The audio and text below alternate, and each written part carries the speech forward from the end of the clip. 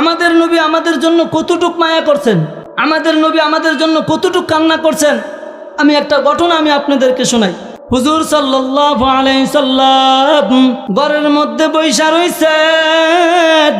ওই সময় হুজুর সাল্লাল্লাহু আলাইহি সাল্লামের প্রিয়তমা স্ত্রী হযরত আয়েশা রাদিয়াল্লাহু তাআলা আনহা হুজুর সাল্লাল্লাহু আলাইহি সাল্লামের কাছে আসলেন।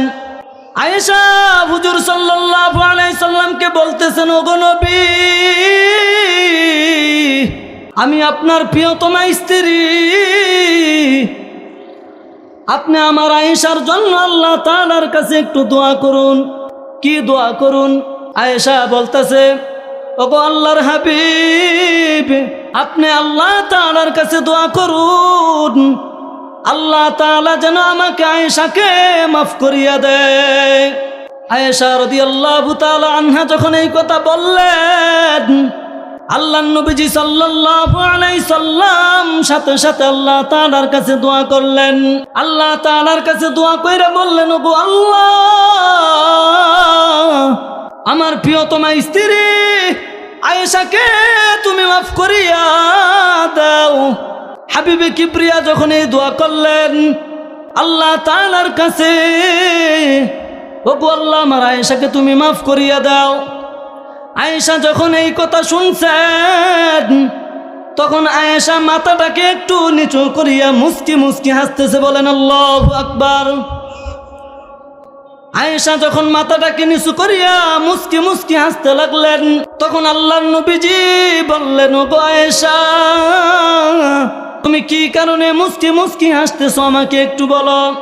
আয়েশা বললেন, ওগো পেয়ারা নবী হাবিব, দুনিয়ার সকলের কথা আল্লাহ তাআলার কাছে প্রত্যাখ্যান হতে পারে, কিন্তু আপনার নবীজির দোয়া আল্লাহ তাআলার কাছে কবুল হবেই।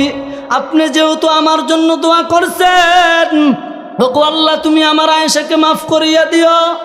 আল্লাহ আমাকে সাথে সাথে মাফ করিয়া দিছেন, এই কারণে আমি আয়েশা মুস্কি মুস্কি হাসতেছি, বলেন সুবহানাল্লাহ। ও দুনিয়ার মুসলমান, আল্লাহর গোলাম, দেখেন আল্লাহর নবীজি আবার আয়েশাকে কি উত্তর দেয়। আল্লাহর নবীজি আয়েশাকে বলতেছে, ওগো আয়েশা, তুমি আমার কাছে বলছো আল্লাহ তাআলার কাছে দোয়া চাওয়ার জন্য, এই কারণে আমি নবীজি দোয়া চাইছি। কিন্তু আয়েশা, তুমি কি জানো আমি আমার সর্বশেষ উম্মত দুনিয়ার মধ্যে রাইখা আমি কবরের মধ্যে চলিয়া যাব,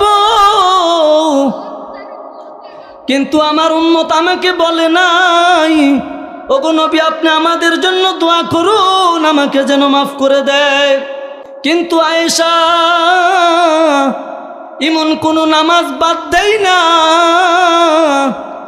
যেই নামাজের পরপর আমি আল্লাহ তাআলার কাছে বলি, ওগো আল্লাহ, তুমি আমার উম্মতদেরকে মাফ করিয়া দিও, বলেন সুবহানাল্লাহ।